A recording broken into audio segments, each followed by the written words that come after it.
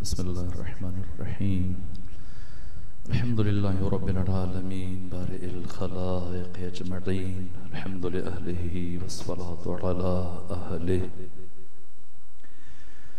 الصلاة والسلام على سيد الأنبياء والمرسلين العبد المؤيد الرسول المسدد المصطفى الأمجد الحبيب الأحمد النبي الأمي المكي المدني السراج المنير الكوكب الدري صاحب الوقار والسكينة المدفون بأرض مدينة سيدنا ونبينا وشفيع ذنوبنا وطبيب قلوبنا وحبيب نفوسنا ومولانا أبي القاسم محمد المصطفى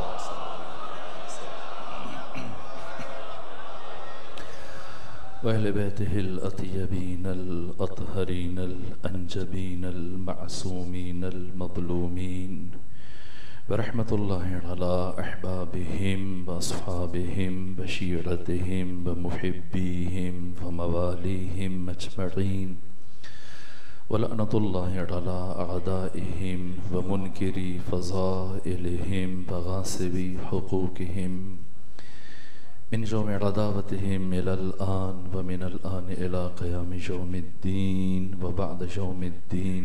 أما بعد فقد قال حق سبحانه في القرآن بسم الله الرحمن الرحيم والفجر وليال عشر. صلوات بيجي خاندان فاطمہ پر.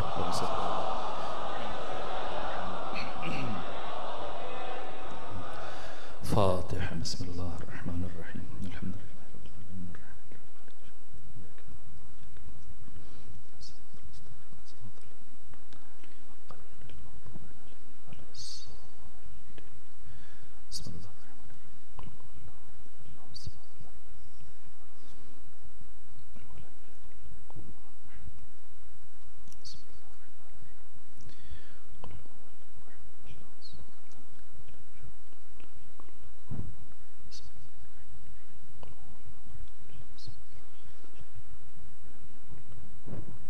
صلی اللہ علیہ محمد وآل محمد.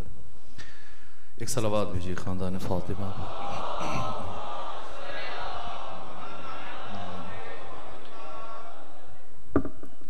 کل جو گزارش میں ابھی خدمت میں عرض کرنے کی کوشش کر رہا تھا وہ یہ کہ اگر ہم کسی فرد کے ذہن پر اثر انداز ہونا چاہتے ہیں، سمجھتے ہیں کہ وہ اشتباہ پر ہے، غلطی پر ہے، تو اس کا طریقہ اور اسلوب بحث یا مناظرہ نہیں ہے، بلکہ وہی مثال جو میں تفصیل سے نہ عرض کر سکا. اگر آپ اس کے عمل پر اثر انداز ہونا چاہتے ہیں تو اس کے آئیڈیالوجی پر اثر انداز ہوں، یعنی اس کے طرز فکر پر. اور اگر کسی کے طرز تفکر اور اس کے سوچنے کے انداز کو بدلنا چاہتے ہیں کسی بھی شے سے، دید سے متعلق، تو پھر آپ اس کی جہان بینی پر اثر ڈالیے کہ وہ کس نگاہ سے اور کس دید سے حیات اور کائنات کو دیکھے. اگر آپ چاہتے ہیں کہ وہ اسی نقطے پہ آ جائے جہاں پہ آپ ہیں تو اس کا بہترین طریقہ اور اسلوب یہ ہے، جیسا کہ میں نے بچے کی مثال دی تھی، کہ آپ اس فرد کو اسی نقطے پر لے آئیں، اسی منظر پر لے آئیں اور اسی افق پہ کھڑے کر کے اسی زاویہ دید سے وہ اس شے کا پہلو جب آپ دکھائیں گے تو پھر وہ انکار نہیں کرے گا اگر وہ سلیم الفطرت ہے. آپ جب مشہد مقدس میں تشریف لے جاتے ہیں سامع الائمہ کی زیارت کے لیے، تو جب صحن بزرگ میں آپ قدم رکھتے ہیں تو بہت جلی حروف میں ایک بڑی حدیث جو امام ہشتم سے منسوب ہے، اس کا مفہوم یہ ہے. امام رضا علیہ السلام فرماتے کہ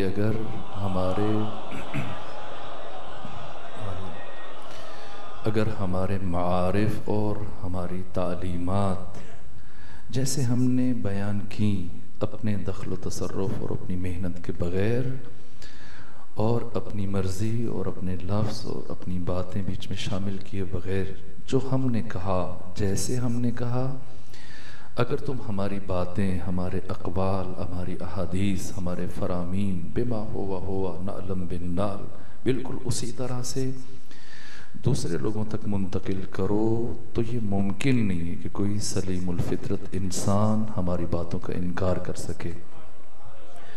سو آپ پیامبر ہیں، آپ کے کندھوں کے اوپر یہ رسالت ہے، آپ کے ریپریزنٹیٹیو ہیں، دین کے نمائندے ہیں۔ پہلے ہم نے خود ان حقیقتوں کو درک کرنا ہے، پھر دنیا تک پہنچانا ہے۔ جو میں کل بات کر رہا تھا کہ اگر یہ لا الہ الا اللہ کا علم اتار کر یا حسین ابن علی کے نام کا علم اتار کر لا الہ الا اللہ کا علم لہرایا جا رہا ہے، وہ یہ سمجھتا ہے کہ شاید یہ مقابلے میں ہے، یہ الگ ہیں، وہ اسے شرک سمجھ رہے ہیں۔ نہ، یہ ہماری ذمہ داری ہے، ہم دنیا کو بتائیں۔ جیسے کہ مقام نیشاپور، بازار نیشاپور میں سامن الائمہ نے اس آفاقی حقیقت کو لوگوں کے سامنے بیان کیا ہے۔ محمد و آل محمد کی ولایت، ان 14 کی ولایت ہرگز ہرگز ہرگز اللہ کی توحید کے مقابلے میں نہیں ہے۔ نہ یہ 14 اللہ کے طول میں ہے، عرض میں، نہ یہ 14 کے 14 اللہ کے طول میں ہے۔ ان کی مشیت، ان کی چاہت، ان کی رضا وہی ہے جو اللہ کی رضا ہے۔ وَمَا تَشَاءُونَ إِلَّا أَن يَشَاءَ اللَّهُ، یہ 14 صرف وہ چاہتے ہیں جو اللہ چاہتا ہے، اور اللہ صرف وہ چاہتا ہے جو یہ 14 چاہتے ہیں۔ اللہ کی اور محمد و آل محمد کی مشیت میں وحدت ہے، ان کی رضا میں وحدت ہے۔ جو اللہ کا دوست ہے وہ ان کا دوست ہے، جو اللہ کا دشمن ہے وہ ان کا دشمن ہے، جو ان کا دوست ہے وہ اللہ کا دوست ہے، جو ان کا دشمن ہے وہ اللہ کا دشمن ہے۔ یہ باتیں صحیح بخاری میں اور باقی متون اہل تسنن میں، اسی اصول کافی میں، بڑے منابع میں موجود ہیں۔ اب میں تفصیلات سے گریز کر کے آگے بڑھنا چاہ رہا ہوں۔ سو یہ حقیقت کہ ہرگز ان کی ولایت اور ان کی امامت اللہ کے مقابلے میں نہیں ہے۔ جیسے کہ عام طور پر بادی النظر میں سطحی افراد خیال کرتے ہیں کہ اس نے یا علی مدد کہہ دیا ہے، اس کا مطلب یہ شرک ہے۔ نہ، یہ عین توحید ہے۔ اس لیے کہ علی ابن ابی طالب سے مدد مانگنا ایسا ہے جیسے خود خدا سے مدد مانگنا ہے۔ اللہ نے معمور کیا ہے، اب تمہاری مرضی ہے۔ جیسا میں نے کل عرض کیا، چاہے اگر تمہارا جی چاہ رہا ہے خود خدا کا نام لینے کا تو اللہ سے مدد مانگ لو، اللہ انسانوں کی مدد کرتا ہے۔ اگر رسول اسلام سے مدد طلب کرو گے، یا رسول اللہ مدد کہو، یا رسول اللہ مدد فرمائیں گے۔ اگر مولا متقیان سے مدد مانگو، حضرت مدد فرمائیں گے۔ 14 میں سے اور اللہ سے جس سے چاہو مدد مانگو، یہ سارے مدد کرتے ہیں۔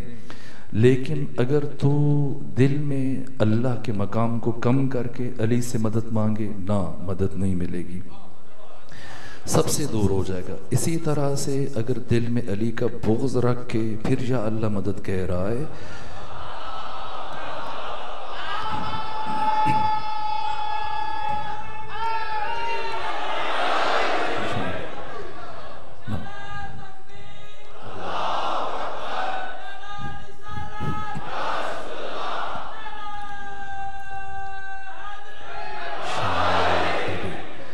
امیر المومنین، ان 14 معصومین میں سے آپ کی حیثیت جیسے ختمی مرتبت نے بیان فرمائی اور باقی 11 ائمہ نے، خود سیدہ زہرا سلام اللہ علیہ نے، سب نے جس طرح سے مقام عظمہ امیر المومنین کو بیان کیا۔ ذات امیر المومنین روح ولایت ہیں، ذات امیر المومنین عزت خدا ہیں، ذات امیر المومنین غیرت خدا ہیں۔ پروردگار ہرگز ذات امیر المومنین اور محضر امیر المومنین کی نسبت معمولی بے ادبی کو تحمل نہیں کر سکتا ہے۔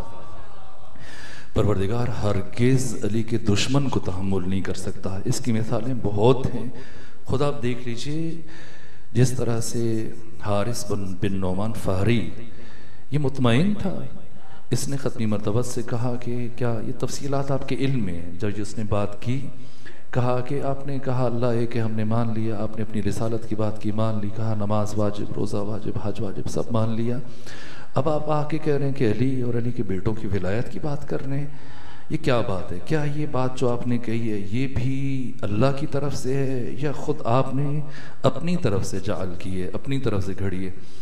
ختمی مرتبت نے فرمایا تو میرے بارے میں یہ سوچتا ہے کہ میں خود سے باتیں کرتا ہوں، یقیناً یہ حکم خدا کی طرف سے ہے۔ اب اس نے جو اگلی بات کی، کہا اگر یہ بات خدا کی طرف سے ہے تو پھر اللہ سے کہیں کہ ابھی آسمان سے عذاب آئے اور میں ہلاک ہو جاؤں۔ اس نے کیوں کہا؟ حارث بن نعمان فہری، علماء کرام تشریف فرمائے، میرے نسبت 1000 درجے بہتر رجال اور حدیث کے اوپر نگاہ رکھنے والی شخصیت حارث بن نعمان فہری، ایسا نہیں کہ کوئی نو مسلم ہے، ابھی اس نے اسلام قبول کیا اور 6 مہینے سال پہلے، نہ، ایک عرصے سے یہ اسلام سے وابستہ ہے، کلمہ پڑھ رہے، ختمی مرتبت سے قریب ہے۔ پھر یہ بات کیوں کہی اس نے؟ کیا اس کا نبی خاتم پر ایمان نہیں ہے؟ نہ، اس کے ذہن میں ایک بات تھی، اس لیے کہ کسی اور نے بھی بعینہ یہی کلمات کہے تھے مکہ میں ختمی مرتبت سے کہ اگر واقعاً آپ اللہ کے رسول ہیں تو پھر اللہ سے کہیں کہ مجھ پر عذاب آئے، میں ہلاک ہو جاؤں۔ لیکن عذاب نہیں آیا تھا، اور آیت آئی تھی کہ اے رسول جب تک آپ ان کے درمیان موجود ہیں ان پر عذاب نہیں آئے گا۔ اسی طرح سے اس شخص نے بھی یہ خیال کیا کہ اب بھی تو رسول سامنے کھڑے ہیں، اور جب میں یہ بات کہوں گا کہ اگر واقعاً یہ حکم اللہ کی طرف سے ہے تو پھر عذاب آئے مجھ پہ، تو چونکہ ختمی مرتبت سامنے عذاب نہیں آئے گا تو مجھے پھر یہ کہنے کا موقع مل جائے گا کہ یہ اعلان اللہ کی طرف سے نہیں تھا، یہ اعلان ختمی مرتبت نے اس میں اپنی مرضی شامل کر دی۔ لیکن ادھر سے جو ہی اس نے یہ بات کہی بلا فاصلہ، یعنی ادھر یہ پیچھے ہٹا اور ابھی اس کے ہاتھ نیچے نہیں آئے تھے جو یہ کہہ رہا تھا ایسے ہاتھ اوپر کھڑے کر کے کہ کہیں خدا سے کہ مجھ پر عذاب آئے، بلا فاصلہ آسمان سے پتھر گرا اور اس کے سر پہ لگا اور اس کے اندر اتر گیا اور وہیں سے گر کے مر گیا۔ لیکن جہاں جو ایک بات اہم ہے وہ یہ کہ اس نے تو مطلق عذاب کی خواہش کی تھی کہ اگر یہ بات اللہ کی طرف سے تو مجھ پہ عذاب آ جائے، یہ تو نہیں کہا مجھ پہ پتھر آئے، کہ مجھ پہ عذاب آئے۔ تو عذاب تو پروردگار آسمان سے آگ بھی مسلط کر سکتا تھا، لوہے کا ٹکڑا بھی گرے یہ مر جائے کچھ، اور یہ پتھر کیوں آیا؟ اس لیے کہ حق تعالیٰ کے ہاں سنخیت پائی جاتی ہے۔ اس لیے کہ آج سے چند برس پہلے کعبہ کو گرانے کے لیے جب دشمن کعبہ آیا تھا تو اللہ نے کعبہ کے دشمن کو نابود کرنے کے لیے اس کے اوپر پتھر کا عذاب نازل کیا تھا، اور یہ مولود کعبہ کا دشمن ہے تو اب اس کو ہلاک کرنے کے لیے بھی پروردگار نے آسمان سے پتھر پھینکا ہے۔ اور جو بات میں کہنا چاہ رہا تھا جس کے لیے میں نے بات کی، جیسے یہ گرا ختمی مرتبت نے ارشاد فرمایا یا علی لا یحبک الا طاہر الولادہ ولا یبغضک الا خبیث الولادہ، اے علی تجھ سے محبت صرف وہی رکھے گا جس کی ولادت میں طہارت ہوگی، اور اے علی تجھ سے نفرت صرف وہی رکھے گا جس کی ولادت میں نجاست ہوگی۔ علی کی محبت کا حامل بننے کے لیے، علی ابن ابی طالب علیہ السلام کی محبت کا اور ولایت کا حامل بننے کے لیے یہ طہارت شرط ہے، شجروں کی طہارت شرط ہے۔ اسی لیے حضرت امام محمد باقر علیہ آلاف و تحیت و ثنا جب خواتین اور بچوں کے ساتھ قیدی بنا کے، اسیر بنا کے آپ کو شام میں لے کے جایا گیا، استاد جوادی عاملی نے اس روایت کو بیان کیا، استاد دارستانی نے روایت کو بیان کیا، اور دیگر محققین کی کتابوں میں یہ بےعینی یہ کلمات درج ہیں۔ جب یہ شخصیات پہنچے، 84 بچے اور بیویاں تھے لیکن 50 سے کم بچے تھے، اور جب یہ پہنچے تو خود مسجد جامع دمشق میں جب ان قیدیوں کو سب بیٹھے تھے اور یزید خطاب کر رہا تھا، گفتگو کر رہا تھا، اور ان سب کو، بچوں کو، خواتین کو ایک رسی میں باندھ کے ایک سمت سامنے کھڑا کیا گیا تھا۔ ایسے عالم میں کچھ بچے تھے کہ جو اس رسی میں قید نہیں تھے، ان میں سے ایک حضرت امام باقر علیہ السلام تھے جو اس لمحے آزاد تھے، اور خود چند بچے اور۔ عجیب یہ تھا کہ جب بھی کوئی فرد مسجد جامع دمشق میں یزید کی نیابت میں، یزید کی وکالت میں اس کے حق میں بات کرتا تھا تو ان بچوں میں سے، ان خواتین میں سے کوئی نہ کوئی اسے ٹوک دیتا تھا۔ ایک ایسی کیفیت طاری ہوئی کہ یہ خود جنجلا گیا، یزید پریشان ہو گیا کہ اس کو بات نہیں کرنے دی جا رہی، خود اس کی لکنت آ رہی تھی اس کے لہجے میں۔ حتیٰ امام سجاد کا انداز یہ تھا، جب یہ تقریر کر رہا تھا، خطاب کر رہا تھا، تو حضرت اپنی تسبیح پڑھ رہے تھے اور تسبیح زبان سے کوئی ذکر نہیں پھیر رہے تھے، لب خاموش تھے، لب ساکت تھے، لیکن دانوں کے اوپر آپ کا ہاتھ چل رہا تھا، دانے متحرک تھے۔ یزید کی نگاہ جب پڑی، ہوتا ہے کبھی کبھی انسان کوئی جیسے ایک شخص خطیبے پڑھ رہا ہے اور جوان کوئی بچہ موبائل سے نکال کے اس کے ساتھ ہاتھ، وہ اچھی خاصی بات ہے، خطیب بھول جاتا ہے، ذہن مشغول ہو جاتا ہے۔ بعین ہی خود یزید ایک پریشانی کی کیفیت میں تھا، ایک طرف سے خواتین کی طرف سے، ایک طرف سے بچوں کی طرف سے اسے بار بار ٹوکا جانا۔ خود جب سید سجاد جو اس کاروان کی قیادت کر رہے تھے، جب دیکھا کہ وہ تسبیح پڑھ رہے ہیں، تسبیح کے دانے کو حرکت دے رہے ہیں، تو اس نے پہلے چند مرتبہ یہ بھولا، اس میں لکنت آئی لہجے میں، گھبرایا، پریشان ہوا، پھر سے نہ رہا گیا اور اسی اپنے تقریر کے بیچ میں کہا، اے سید سجاد علی زین العابدین، تم میری بات کیوں نہیں سن رہے ہو؟ حضرت نے کہا سن رہا ہوں۔ کہا کہاں سن رہے ہیں؟ آپ تو تسبیح پڑھ رہے ہیں۔ کہا میں تسبیح نہیں پڑھ رہا، میں تو صرف دانوں کو حرکت دے رہا ہوں۔ کہا پھر یہ بیہودہ کام کرنے کا کیا مقصد ہے؟ اگر پڑھ نہیں رہے ہیں تسبیح، زبان سے ذکر نہیں کر رہے ہیں، تو دانوں کو کیوں حرکت دے رہے ہیں؟ یہ حقانیت کا کس طرح سے اظہار کیا گیا، کس انداز، کوئی بات ہے؟ تو جب اس نے یہ گستاخی کی، یہ بات کی، تو حضرت نے کہا کہ اس نے کہا کہ یہ کیا حرکت ہے، کیوں اس طرح سے آپ مجھے پریشان کر رہے ہیں، کیوں میرے خطاب میں آپ توجہ سے نہیں سن رہے؟ فرمایا سن رہا ہوں۔ کہا آپ تو تسبیح پڑھنے کا، نہیں پڑھ رہا، میں تو صرف دانوں کو حرکت دے رہا ہوں۔ کہا پھر جب پڑھ نہیں رہے تو دانوں کو کیوں حرکت دے رہے؟ کہا کہ اے یزید شاید تجھے نہیں پتا کہ یہ تسبیح میں نے جس خاک سے آمادہ کی ہے، یہ میرے بابا حسین کی قبر کی مٹی ہے، اور اس مٹی میں یہ خصوصیت ہے کہ اگر اس کے دانوں کے ترتیب کے ساتھ، ان کو بدلنے کے ساتھ، ان کو حرکت دینے کے ساتھ ذکر نہ بھی پڑھا جائے تو یہ تسبیح، یہ خاک خود اللہ کی تسبیح کرتی ہے۔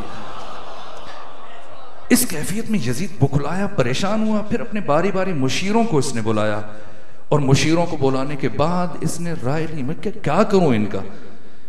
شام میں یہ مجھے رسوا کرنے پہ تل گئے، یہ بچے، یہ خواتین، سید سجاد، ہر ایک، اصل میں خود یزید کو احساس ہو رہا ہے مسلسل کہ میں نے بہت بڑی غلطی کی، ان کو قیدی بنا کے لے کے آئے یہاں پہ، اس لیے کہ شروع میں تو یہ خوش تھا، لیکن بعد میں اس کی خوشی سوگ میں بدل گئی، اس کی نیندیں اڑ گئیں۔ جس طرح سے شام میں ایک انقلاب آنا شروع ہوا، ہر بچہ، ہر بچی، ہر خاتون اس طرح سے پیغام حسینی کو آگے منتقل کر رہا ہے۔ انہی میں سے 4 سال سن ہے، 4 سال سے بھی کچھ مہینے کم ہیں حضرت امام محمد باقر علیہ السلام۔ تو جب اس نے پریشان ہو کر یزید ابن معاویہ نے اپنے مشیروں سے کہا کہ بتاؤ میں کیا کروں ان کا، ان بچوں اور خواتین کا؟ کہا کہ کوئی پریشانی کی بات نہیں ہے، جب تو نے کربلا میں ان سب کو قتل کر دیا تو یہ چند بچے، یہ چند خواتین، یہ قیدی، ان کی کیا حیثیت ہے؟ ابھی حکم دو ان سب کو قتل کر دیا جائے۔ یہ کلمات جب سنے حضرت امام محمد باقر علیہ السلام نے آگے بڑھے اور یزید سے خطاب کیا اور کہا اے یزید، تجھے پتا ہے یہ لوگ جو تمہارے مشیر ہیں، تمہیں مشورہ دے رہے ہیں، یہ کون ہے؟ کہا کہ جب فرعون جناب موسیٰ علیہ وآلہ نبینا علیہ تحیۃ وثنا ان کے مقابلے میں آیا اور پھر فرعون جادوگروں کو لے کے آیا، تو جو اس کے مشیر تھے، جب فرعون نے شکست کھائی تو وہ بھی یہی کہہ رہے تھے کہ اور بہتر جادوگر لے کے آؤ، کسی نے قتل کی بات نہیں کی۔ جو باقی باتیں کی میں سب کو چھوڑ کے صرف ایک جملہ عرض کرنا چاہ رہا ہوں۔ کہا کہ وہ جو فرعون کے مشیر اور ساتھی تھے ان میں سے ایک بھی حرامزادہ نہیں تھا، لیکن جو تجھے ہمارے قتل کا مشورہ دے رہے ہیں ان میں سے ایک بھی حلال زادہ نہیں ہے۔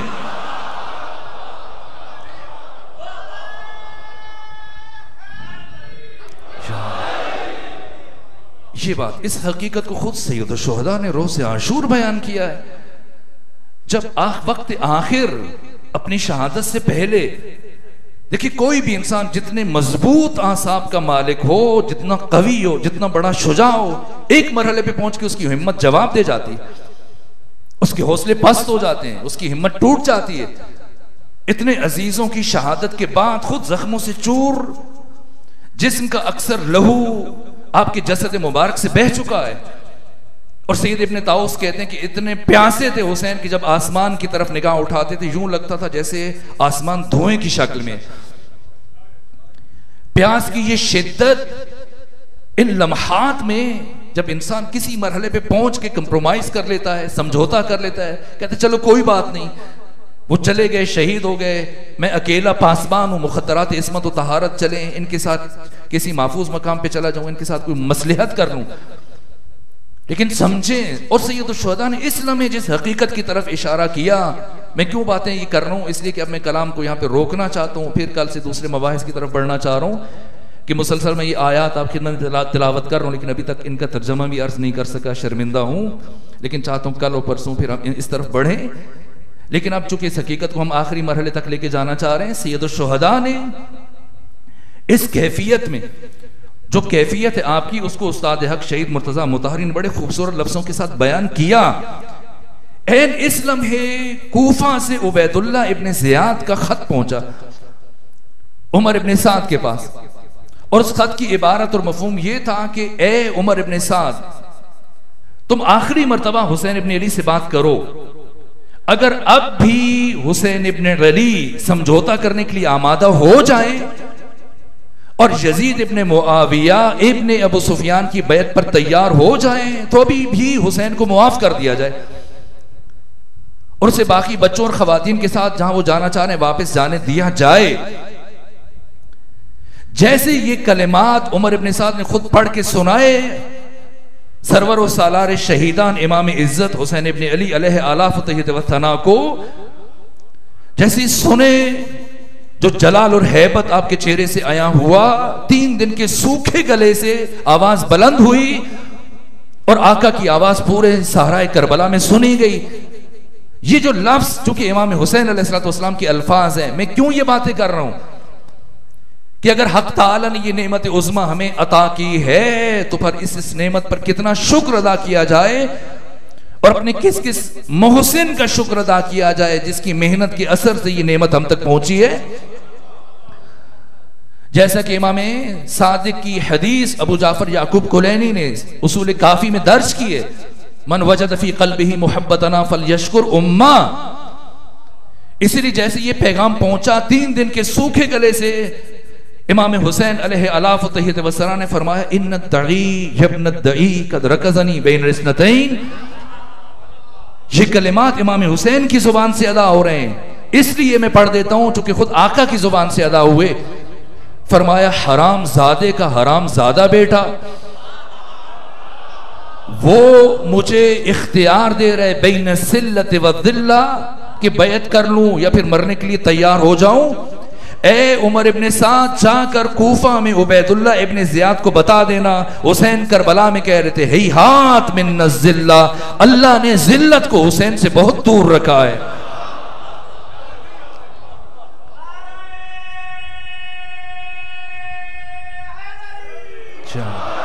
کیوں میں یہ گفتگو کیوں کر رہا ہوں؟ اس لیے کہ اب آئے دن کوئی نہ کوئی نئی بات شروع ہو جاتی، اور اب یزید کی وکالت میں ایک نئے صاحب اٹھے اور کہا کہ کم سے کم آپ کو رحمت اللہ علیہ تو کہنا چاہیے. میں اس لیے جملے عرض کر رہا ہوں جس حقیقت کی طرف حسین ابن علی نے روز عاشور اس کیفیت میں اشارہ فرمایا کہ اگر تمہارے سامنے کوئی ایسا ناخلف، ایسا مست شدہ انسان، انسانی شکل میں یہ درندہ جو آ کر یزید جیسے نابکار کو رضی اللہ یا رحمت اللہ علیہ کرنے کی بات کرے، اب یہ نہ کرنا کہ تم ٹیلی ویژن کے اوپر یا کسی دوسرے مقام پر اس کو مناظرے کی دعوت دو، اس کے ساتھ بیٹھو، ٹیبل ٹاک کرو، تبصرے کرو، گفتگو کرو، حدیثیں سنو، آیتیں سنو. نہ، یہ اس لائق نہیں ہے کہ تم اس سے گفتگو کرو. بس جس طرح سے شہید محسن نقوی نے اس حقیقت کی ترجمانی کی ہے جو روز عاشور سرور و سالار شہیدان حسین ابن علی نے فرمایا کہ اگر کوئی حسین ابن علی کا ایسا دشمن آ جائے کہ جو حسین ابن علی کے قاتل یزید ابن معاویہ کو رضی اللہ اور رحمت اللہ علیہ کہنا شروع کر دے اور اس پہ ڈٹ جائے تو اس سے کبھی گفتگو نہ کرنا، بحث نہ کرنا، مناظرہ نہ کرنا، بس اسے ایک سوال پوچھنا کہ کیوں دشمنی ہے تجھ کو علی اور حسین سے؟ کیوں دشمنی ہے تجھ کو علی اور حسین سے؟ فرصت ملے تو پوچھ کبھی والدین سے.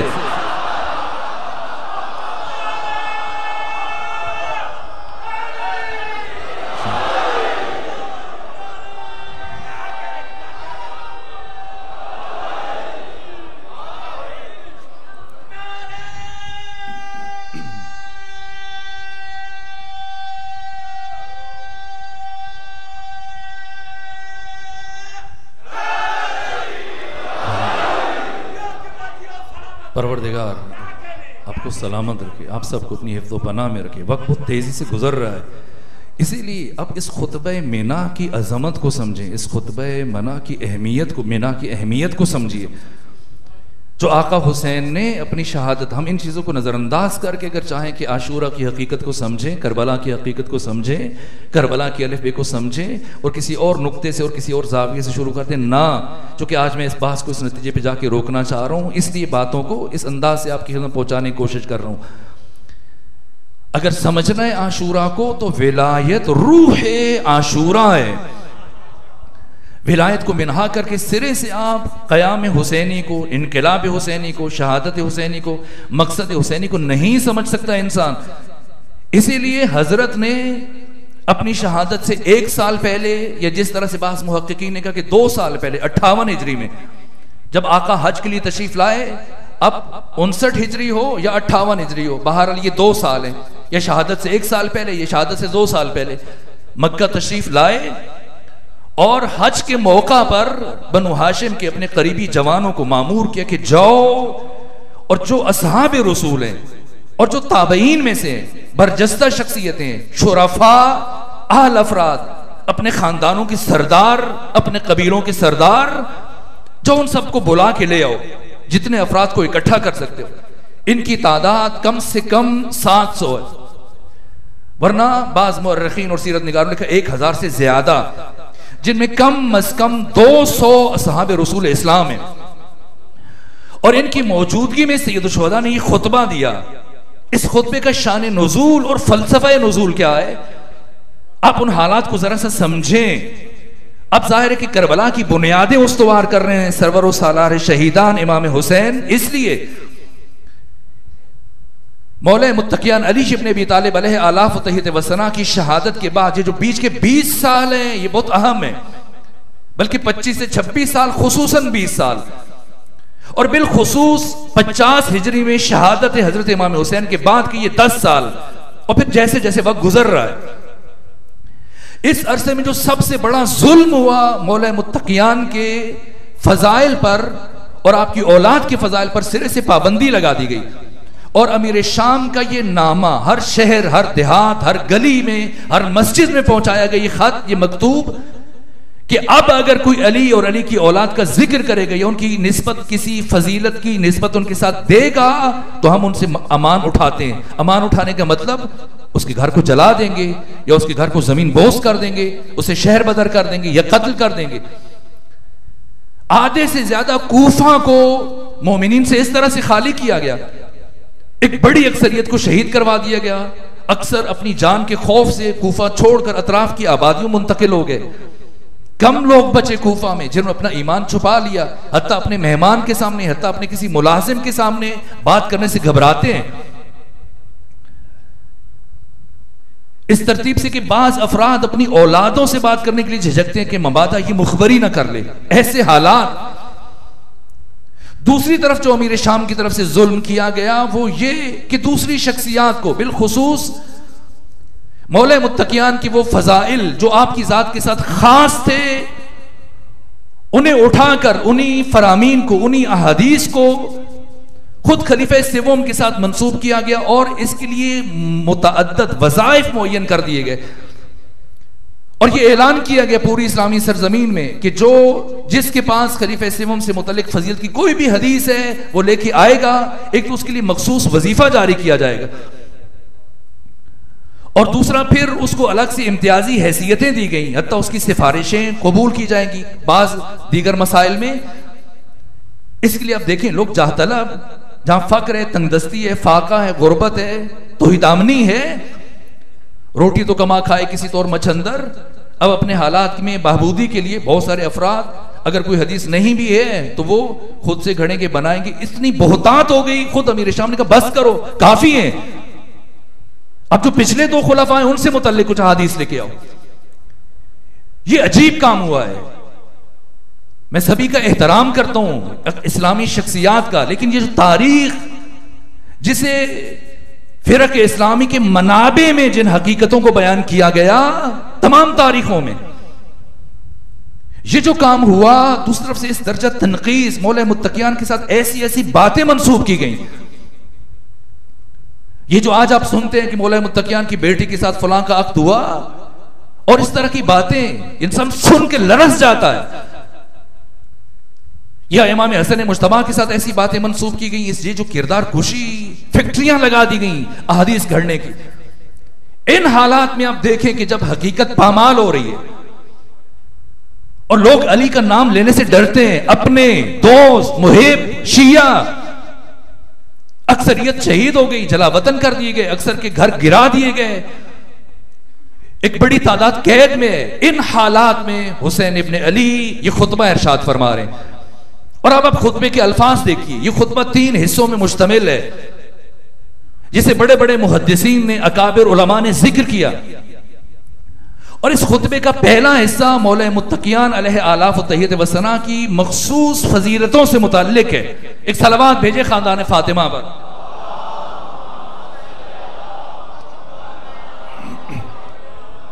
اور مولا متقیان کی یہ فضائل بیان کرنے سے پہلے، ہر فضیلت کو بیان کرنے سے پہلے،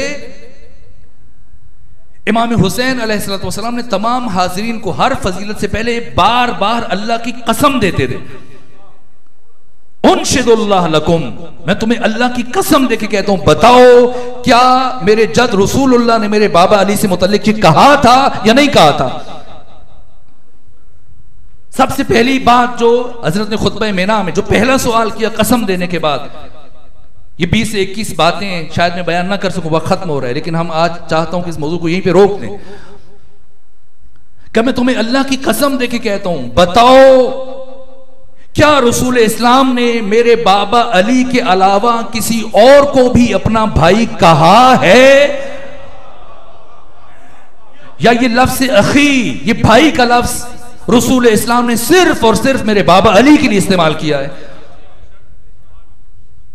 یہ پہلا اعتراف لیا. سب نے کہا قالوا اللہم بلا، ایسا ہی ہے اے حسین، ہم نے خود سنا ہے.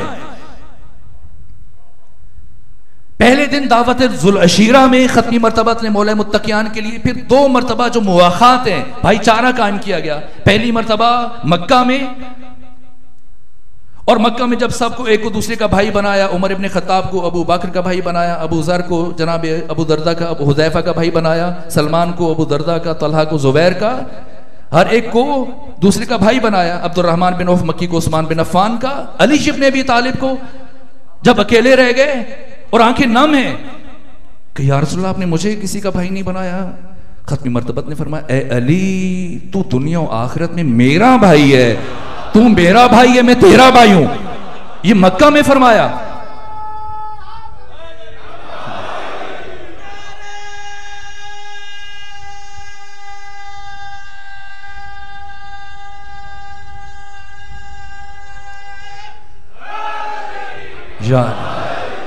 اور پھر حضرت نے اللہ کی قسم دے کے سامعین کو مولا متقیان کا جو دوسرا شرف بیان کیا، کہا بتاؤ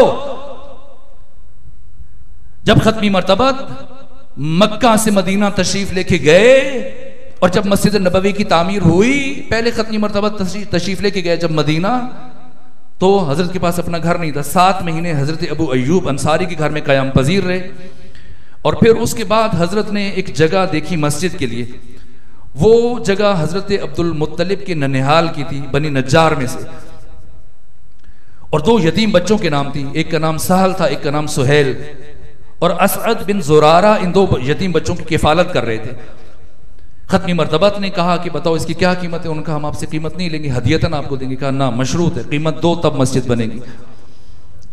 بالآخر اسعد بن زرارہ کے سپرد ختمی مرتبت نے یہ رقم دی تاکہ ان بچوں کی بعد میں کفالت کی جا سکے، اور یہ جگہ لی اور یہاں مسجد تعمیر کی.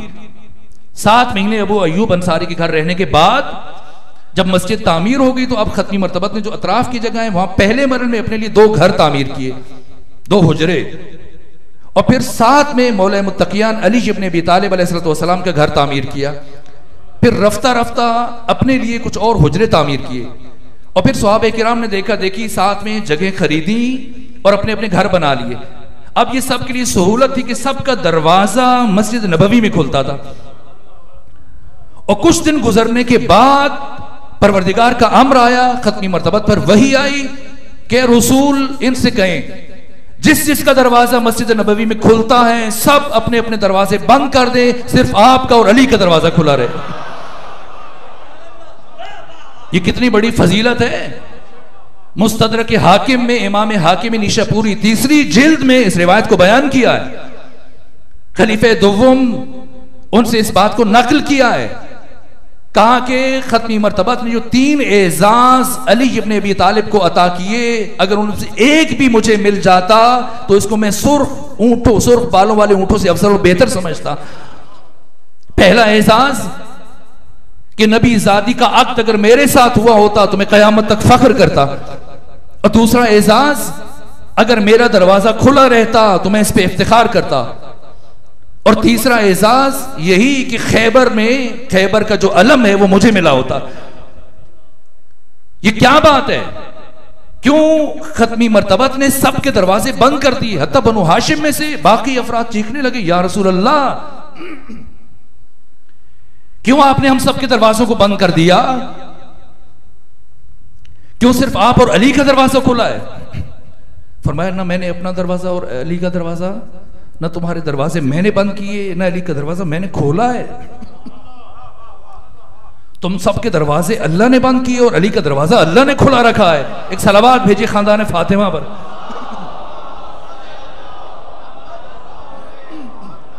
اور عجیب ہے، حضرت سے فضیلتیں چھیننے کے لیے کوشش کی جاتی ہے کہ کسی طرح سے، جس طرح سے یہ حدیث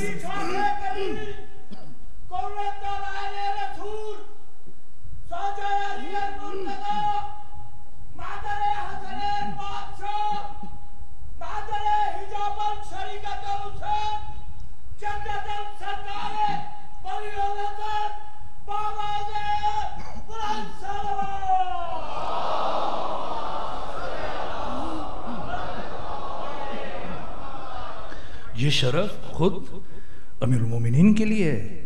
یہ کیا راز ہے؟ یہ آپ کی طہارت کا راز ہے، یہ آپ کی عصمت کی علامت ہے، آپ کی عصمت اور طہارت کی دلیل ہے کہ علی ہیں جو کسی کیفیت میں، علی خود، آپ کے بیٹے حسن، آپ کے بیٹے حسین، خود پیغمبر، جو طہارت اللہ کے گھر کی ہے وہ طہارت ان کی ہے، سنخیت ہے، وحدت ہے۔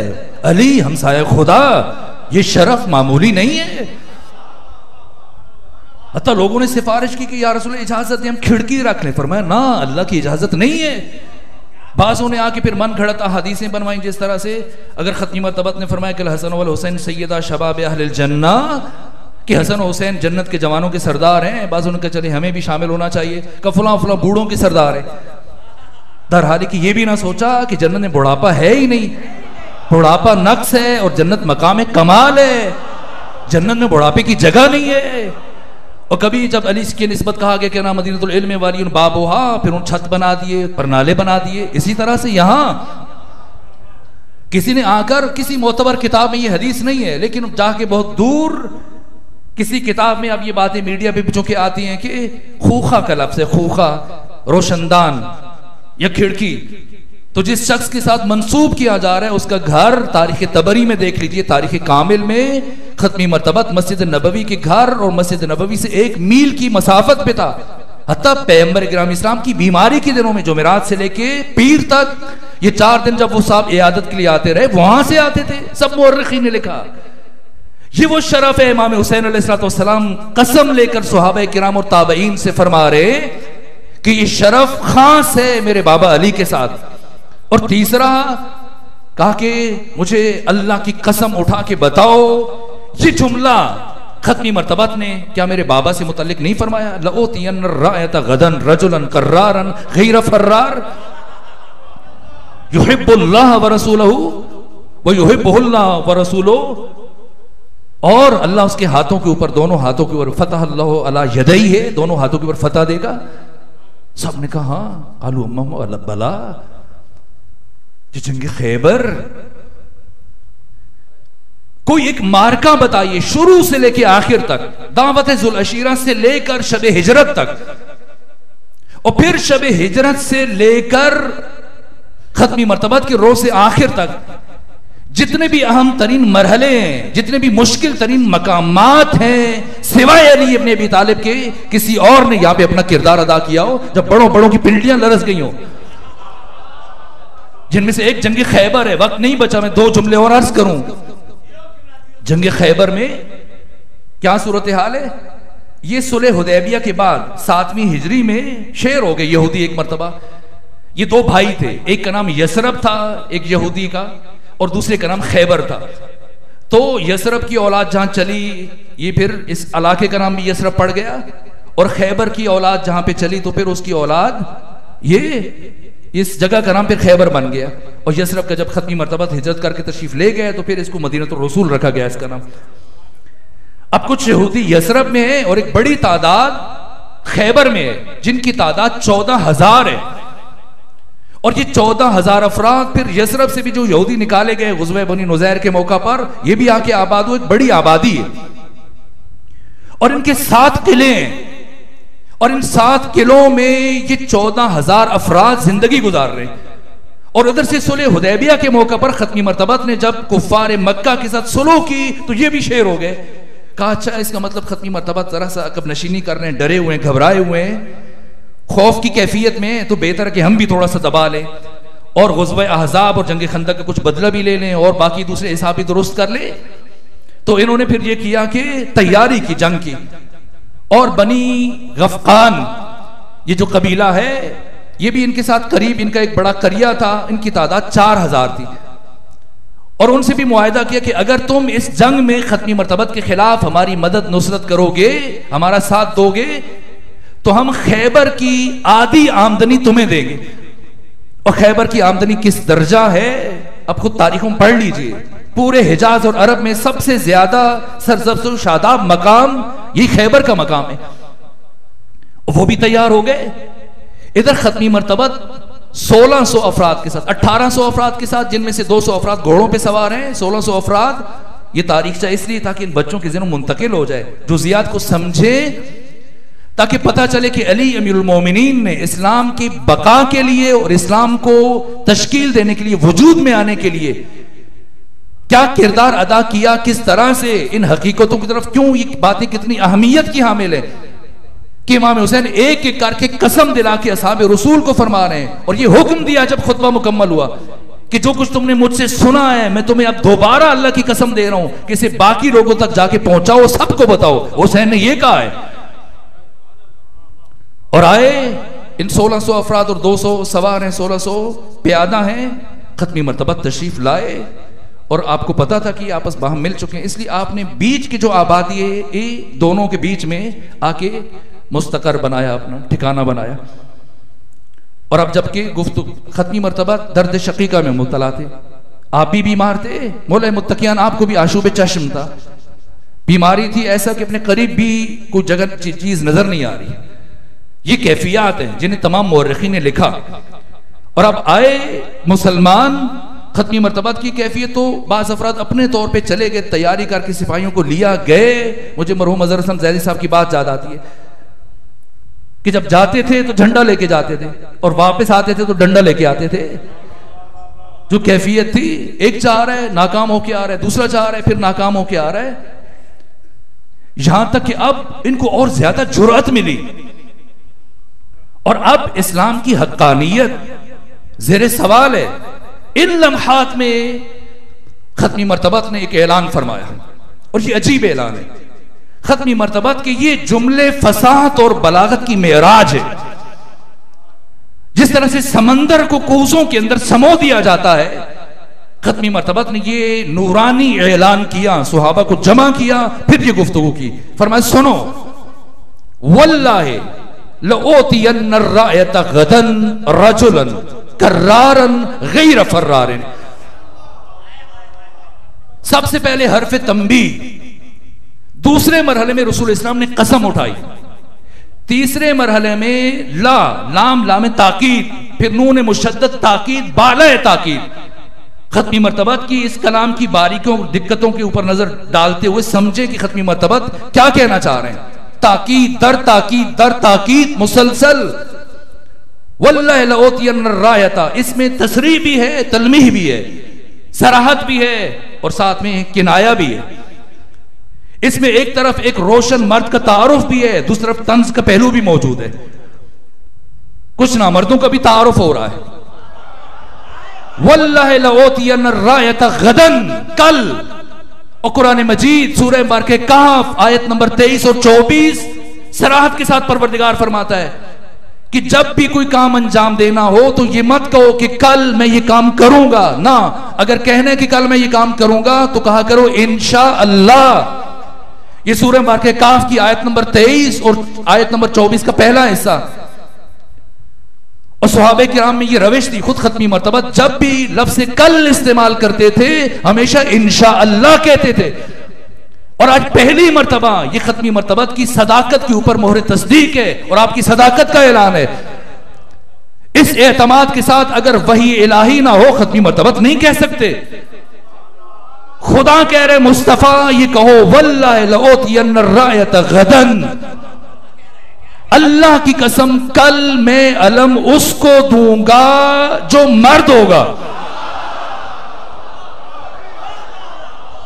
اگر یہ قید توضیحی ہے تو پھر مرد کہہ کے شجاعت بیان کی جا رہی ہے, اور اگر یہ قید فصاحت و بلاغت کے اعتبار سے علم بلاغت کی روشنی میں احترازی ہے تو پھر دوسروں کی حقیقت کو بیان کیا جا رہا ہے کہ علی کے علاوہ باقی جو ہیں صورت مردوں والی ہے لیکن مردانگی کہیں اندر موجود نہیں ہے. واللہ لأوتین الرایۃ غدا رجلا کرار.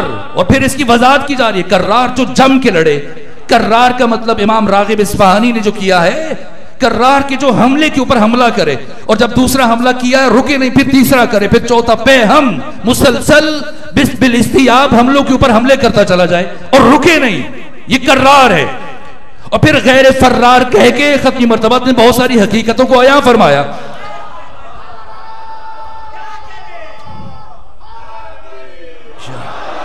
اور پھر آگے بڑھتے ہوئے جو عجیب بات فرمائی علی کے تعارف میں, یہ غیر معمولی بات ہے. کون چاہ رہا ہے کہ جو اللہ اور اس کے رسول سے محبت کرتا ہے, اور اگلی بات اللہ اور اس کا رسول, وقت نہیں ہے, وقت ختم ہو رہے ورنہ میں اس کی وضاحت کرتا کہ ختمی مرتبہ نے کیا فرمایا. اس سے محبت کرتے ہیں اللہ اور اس کے رسول, اور اللہ اس کے دونوں ہاتھوں کے اوپر نصرت عطا کرے گا. سب مطمئن ہیں, خوش ہیں. تاریخ ختمی مرتبت میں کوئی رات اتنی بے چینی سے نہیں گزری جتنی یہ رات گزری. علی کی نسبت تو سب مطمئن تھے کہ آشوب چشم کے شکار ہیں, بیمار ہیں, مریض ہیں, سامنے کی چیز نظر نہیں آ رہی ہے, ہمیں ہی ملے گا. اور ہر ایک اپنی جگہ پر مطمئن تھا. وہ بھی مطمئن تھے, امیدوار تھے اور امید لگا کے بیٹھے تھے جو چند مرتبہ خالیات پلٹ کے آ چکے تھے. اسی کی جاہ طلبی کا جو عنصر ہے یہ انسان کو اپنی استعداد اور صلاحیت فراموش کروا دیتا ہے, اور چاہتے کہ میں کسی طرح سے نمایاں ہو جاؤں, اور اپنی حقیقت کو انسان نظر انداز کر دیتا ہے. سب مطمئن ہیں, خوش ہیں, ہر ایک آمادہ تیار کہ صبح. اور جب صبح ہوئی تو میں نے روایات میں دیکھا ہے, یہ کوئی خطیبانہ الفاظ نہیں ہے, میں نے بہت ساری تاریخوں میں باری باری سب کو ملا کر روایتوں کو دیکھا ہے. کیا لکھا گیا, سارے اصحاب یہ 1800 افراد جمع ہیں, اور اگر کسی کا قد چھوٹا ہے وہ اوپر ہونے کی کوشش کر رہا ہے, کسی کا قد لمبا ہے وہ اور خود کو گردن اونچی کر کے دکھا رہا ہے. الاستیعاب میں اور باقی بڑی بڑی کتابوں میں بڑی بڑی شخصیتوں کے نام ہے کہ کون کون افراد اپنی گردن کو لمبا کر کے دیکھنے کی کوشش کر رہے تھے کہ ختمی مرتبت کی نگاہ مجھ پر پڑے, اس لیے کہ پروردگار کی طرف سے سند آ چکی ہے کہ فتح ملنا یقینی ہے. اس لیے ہر ایک کی خواہش ہے کہ یہ اعزاز اسے ملے, اور ہر طرف سب آمادہ تیار جب بیٹھے ہیں وہ ختمی مرتبہ بار بار نگاہیں گھما کے دیکھ رہے ہیں, کسی کو تلاش کر رہے ہیں. اور جب مسلسل ہر طرف دیکھنے کے بعد وہ جس کو ڈھونڈ رہے ہیں, جس کا نگاہیں تعقب کر رہی ہیں, نہیں ملے تو ایک مرتبہ پوچھا بتاؤ علی کہاں ہیں, علی کہاں ہیں. کہا کہ علی تو آشوب چشم کی بیماری کا شکار ہے, وہ تو یہاں پہ نہیں ہے. کہ بلاؤ علی کو. اور اب امیر المومنین کو بلایا گیا, حضرت آئے, اور یہاں پر ختمی مرتبہ جیسے یزید ابن جریر طبری نے تاریخ طبری کی 3 جلد میں لکھا, کہا کہ آئے امیر المومنین اور ختمی مرتبت نے علی کے سر کو اپنے زانوں کے اوپر رکھا, اور یہ میرے الفاظ ہیں جیسے قاری قرآن کی تلاوت کرتا ہے, رکھا, اور پھر اپنے لعاب دہن کو علی ابن ابی طالب کی آنکھوں کے ساتھ لگایا اور فرمایا کہ اے پروردگار ہمیشہ کے لیے علی کو گرمی اور سردی کے آثار بد سے محفوظ فرما. ادھر لوہا پیدان لگا، ادھر امیر المومنین اٹھے، ایک مرتبہ آنکھیں ٹھیک سے دیکھنا شروع ہو گئیں، بالکل صحت مند ہو گئے. اب ختمی مرتبت نے خود امامہ پہنایا، خود زرہ پہنائی، شمشیر حمائل کی، علی چلے. یہ وہ جنگ ہے، پہلی جنگ جس میں علی ابن ابی طالب دوڑ کے آگے بڑھے. کچھ صحابہ نے پیش قدمی کرنے کی کوشش کی، 2 افراد تھے وہ آگے بڑھے، اور جیسی وہ آگے بڑھ رہے تھے بالآخر ان 2 صحابہ کرام کو شہید کر دیا گیا. اب علی آگے بڑھے اور ادھر سے مرحب کا چھوٹا بھائی جو بہت بڑا شجاع اور بہادر مانا جاتا تھا، ایک مرتبہ جیسی آیا، امیر المومنین نے حرف غلط کی طرح سے لمحوں میں سے مٹا دیا. اب آگے بڑھے اور جیسے جیسے آگے بڑھ رہے تھے، ایک مرتبہ خیبر کے قلعہ، اس قلعے کا نام جی ابن ابی الحقیق نام ہے اس قلعے کا، اور قاموس وہ ٹیلا تھا جو یوں تھا ایسے، جس کے اوپر چڑھنا ذرا مشکل ہوتا ہے. اس ٹیلے کے اوپر یہ ابن ابی الحقیق قلعے کا نام تھا، اور اس چوٹی کا نام قاموس تھا، اور جگہ کا نام خیبر تھا. لیکن بعد میں اسی ٹیلے کی مناسبت سے اس کا نام قاموس پڑ گیا. اور اب اس کی بلندی سے ان کا ایک بوڑھا یہودی وہ پکار کے کہہ رہا ہے کہ میں دیکھ رہا ہوں کہ اب تمہاری شکست یقینی ہے. سب نے کہا کیوں؟ کہا میں نے اس شخص کو آتے وہ دیکھا ہے اور علامتوں میں پڑھا ہے، میں نے خود نگاہوں سے دیکھا کہ ابھی اس نے پتھر کی صلابت و سختی کے باوجود اس علم کو جب رکھا اور اپنے زور بازو سے نیچے کی طرف منتقل کیا، یہ علم زمین میں گڑ گیا. یہ تمہاری شکست کی دلیل ہے. اور اب علی ابن ابی طالب آگے بڑھے، اور اب مرحب اپنے بھائی کے سوگ میں آگے بڑھا. مرحب جس نے پتھر کا سر پہ کھود پہنا ہے، جس کی زرہ ڈبل ہے، نیزے ڈبل اور شمشیر ڈبل. مجھے پھر یہاں پہ پہنچ کے اور اس جملے کا ثواب ان کی روح کو پہنچے. مرحوم اظہر حسن زیدی، وہ کیا خوبصورت جملہ، ایک مختصر جملے میں انہوں نے کس طرح سے ادیب تھے اور کس خوبصورت انداز سے اس حقیقت کو بیان کیا اور جنگ خیبر کو بیان کر دیا. کہا کہ جنگ خیبر میں کچھ بھی نہیں ہوا، بس ایک کام ہوا کہ خیبر میں مرحب اس نے زرہ ڈبل پہنی تھی اور نیزہ بھی ڈبل اٹھایا ہوا تھا اور شمشیر بھی ڈبل اٹھائی ہوئی تھی، تو ہر چیز ڈبل تھی. تو مولا متقیہ نے دیکھا یہ خود کیوں سنگل ہے، اس کو بھی ڈبل کر دینا چاہیے. تو آئے اور جس طرح سے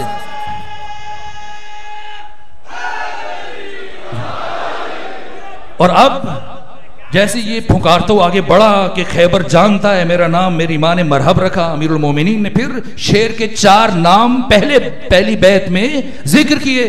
کہا کہ تمہارا نام تمہاری ماں نے مرحب رکھا. ان الذی سمتنی امی حیدرا درغام لیث کسورا.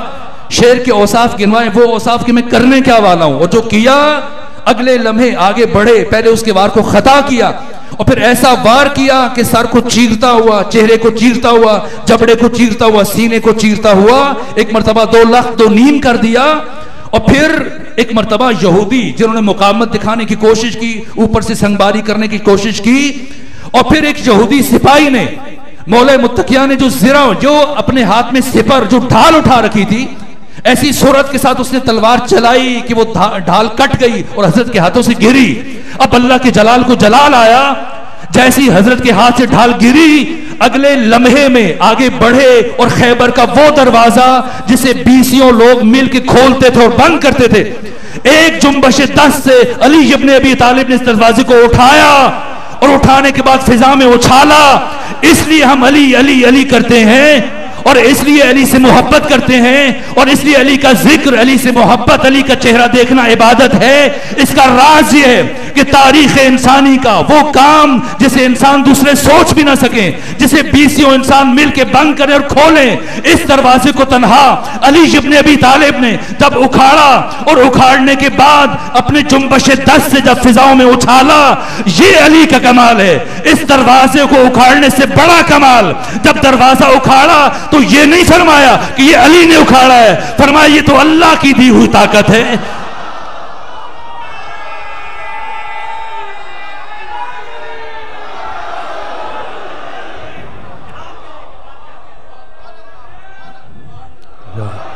یہ علی مجبور ہوں یہاں پہ روک رہا ہوں، بہت سارے مسائل جو عرض کرنا چاہ رہا تو ابھی ذہنی آمادگی جب ہوتی ہے کچھ کہنے کی تو وقت ختم ہو جاتا ہے، لیکن کیا کروں، مجبوریوں میں بے ادبی نہیں کر سکتا. ذاکر بزرگوار کو انتظار کروانا نامناسب ہے. بس 2 جملے عرض کروں.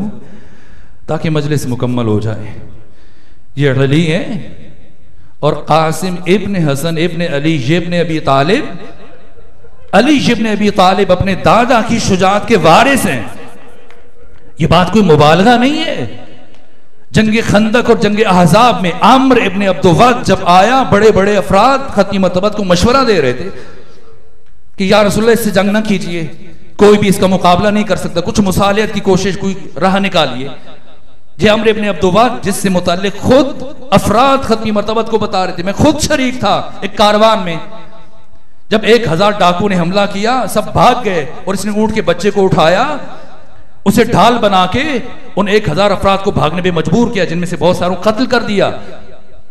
جس طرح سے جنگ خندق اور جنگ احزاب میں عمرو ابن عبد الود ہے، اس طرح سے میدان کربلا میں جو بڑا پہلوان ہے، جس کے متعلق مشہور تھا پورے شام میں، ارزق شامی، جو بیک وقت 1000 افراد کے ساتھ جنگ کرتا تھا، یہ ارزق شامی کس کے مقابلے میں آیا؟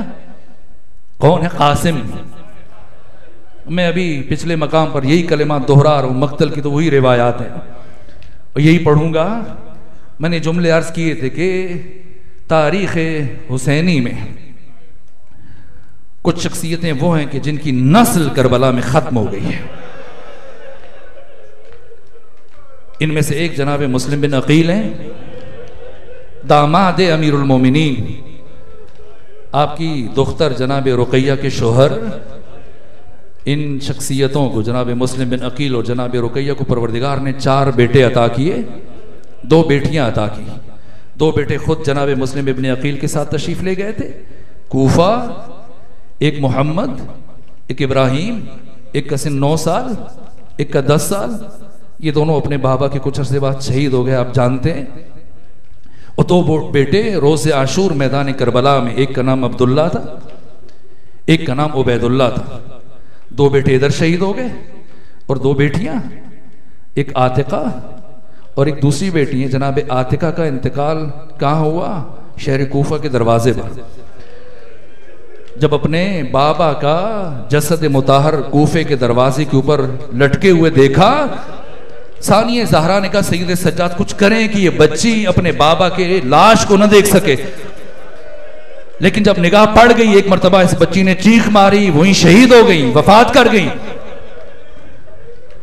اور جناب رقیہ کی دوسری بچی جاتے ہوئے شام سے پہلے اونٹ کی بلندی سے زمین پر گر کر اس دنیا سے رخصت ہو گئی. 4 بیٹے 2 بیٹیاں، سارے چلے گئے، نسل ختم ہو گئی. خود جناب رقیہ جب واپس پہنچی ہیں مدینہ تو میں نے تاریخ میں دیکھا ہے کہ 3 شخصیتیں ہیں کہ جن کے گھروں کو جلا دیا گیا. ایک آقا حسین، جب آپ مدینہ چھوڑا تو مدینہ کے گورنر ولید بن عتبہ نے آپ کے گھر کو آگ لگائی. دوسرے جناب عباس کے گھر کو آگ لگا دی. اور تیسری شخصیت جس کے گھر کو جلا دیا گیا وہ جناب مسلم بن عقیل ہیں. اور اب جناب رقیہ جب واپس مدینے گئی ہیں، گھر تو جل چکا ہے، کہاں قیام فرمائے؟ کبھی امام سجاد کے ہاں کچھ دن رکتی ہیں، کچھ دن ام البنین کے ہاں رکتی ہیں، کچھ دن جناب ام سلمہ کے ہاں قیام کرتی ہیں، کچھ دن ثانیہ زہرا کے ہاں قیام کرتی ہیں. اور اگر کبھی سید سجاد کہیں کہ میں آپ کو نیا گھر بنا دیتا ہوں، فرماتی تھی کہ اب میری زندگی میں زیادہ وقت نہیں ہے. جس کی نسل ختم ہو جائے وہ گھر بنا کے کیا کرے گی؟ یہ بی بی 8 ماہ زندہ رہی اور پھر دنیا سے چلی گئی. دوسرا میں نے عرض کیا جو شخصیت جس کی نسل ختم ہو گئی جناب ام رباب ہیں. جناب سکینہ شام میں شہید ہو گئی اور جب بی بی پلٹ کر رہا ہونے کے بعد شام سے کربلا آئیں اور سارے بچے خواتین اسیر سوار ہوئے دوبارہ مدینہ جانے کے لیے. ثانیہ زہرا نے کہا سید سجاد سب سوار ہو گئے، دیکھو کوئی رہ تو نہیں گیا. اور جب امام نے دیکھا ام رباب موجود نہیں ہے، دیکھا کہاں ہے؟ امام حسین کی قبر مطہر پر بیٹھی ہیں. امام سجاد آگے بڑھے، کہ سب آپ کا انتظار کر رہے ہیں. کہ سید سجاد آپ سب چلے جاؤ، میں جا کے کیا کروں گی؟ میری 2 ہی اولادیں تھی، ایک شام میں رہ گئی، دوسری کربلا میں شہید ہو گئی. مجھے یہیں اپنے آقا کی قبر کے پاس رہ جانے دو. اور تیسری شخصیت جناب ام فروہ ہے. یہ بی بی جن کے فرزند جناب قاسم ہیں، بار بار امام حسین کی بارگاہ میں حاضر ہو رہی ہیں کہ میری اس قربانی کو اپنی بارگاہ میں قبول کر لیجئے. اور امام حسین نے سب سے زیادہ تاخیر جس شخصیت کو میدان میں بھیجنے کے لیے کی وہ جناب قاسم ہے. اور جب کسی صورت نہیں مان رہے تھے، آقا نہیں مان رہے تھے. ایک مرتبہ جناب قاسم کو اپنے بچپنے کی کچھ یاد آ گئی. وہ لمحہ جب امام حسن مجتبیٰ کے جگر کے ٹکڑے کٹ کٹ کے زمین پر گر رہے تھے, اس لمحے خود امام حسن مجتبیٰ نے کہا تھا کہ میرے بیٹے قاسم کو میرے سینے کے اوپر لٹا دو, شاید مجھے کچھ سکون مل جائے. ان لمحات میں جبکہ حضرت کے آخری لمحات تھے, کچھ تحریر کا سامان منگوایا اور کچھ لکھا اپنے ہاتھ سے, اور لکھنے کے بعد جناب قاسم کے بازو کے ساتھ حمائل کر دیا اور کہا تھا بیٹا اگر زندگی میں کبھی مشکل وقت آ جائے اور آپ کی بات نہ مانی جا رہی ہو تو یہ تحریر دکھا دینا اپنے چچا حسین ابن علی کو. جیسے یہ بات یاد آئی جناب قاسم نے وہ تحریر کھولی, کیا لکھا ہوا تھا؟ لا یومک یومک یا ابا عبداللہ, اے حسین آپ کے دن کا جیسا کوئی کسی اور کا دن نہیں ہوگا, نہ میرے نانا محمد مصطفیٰ ہوں گے, نہ بابا علی, نہ ماں فاطمہ, نہ میں ہوں گا. اے کاش میں ہوتا تو میں خود آپ پر نثار ہوتا. اے حسین میں نہیں ہوں گا, لیکن میرے بیٹے قاسم کی قربانی کو قبول کر لیجئے گا, اور جب میرا بیٹا قاسم آپ پر قربان ہونا چاہے تو اس کے ان کا انکار نہ کیجئے گا. ایک مرتبہ رخ کیا مدینے کی طرف, کہا اللہ میرے بھائی حسن مجتبیٰ پہ اپنی رحمت نازل فرمائے. اس دن کے لیے بھی اپنے بھیا حسین کو فراموش نہ کیا. اب جناب قاسم کو تیار کیا, اور کس طرح سے تیار کیا؟ جب بھی کوئی زرہ لے کے آ رہے ہیں, خود لے کے آ رہے ہیں, چونکہ سن 13 سال ہے, چھوٹا ہے, کوئی بھی خود اور زرہ آپ کے اوپر پورا نہیں آ رہا. بالآخر کیا کیا؟ یہ کربلا کا واحد شہید ہے جسے آقا حسین نے زندگی میں کفن پہنا کے بھیجا. بس میرے وقت ختم ہو رہا ہے, 2 جملے اور عرض کر دوں.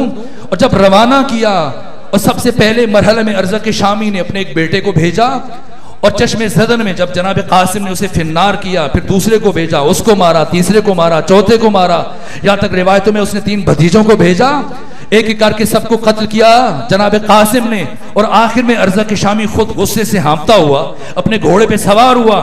اس لمحے امام حسین نے جناب ام فروا سے کہا, اے ام فروا, میں نہیں کہتا کہ آپ کا بیٹا قاسم شہید نہ ہو اور شہادت سے محروم رہ جائے, لیکن میں یہ چاہتا ہوں کہ آپ کا بیٹا قاسم اس دشمن خدا کے ہاتھ سے نہ مرے. آپ قاسم کی ماں ہیں, جائے نماز بچھا کر قاسم کے حق میں دعا کیجئے.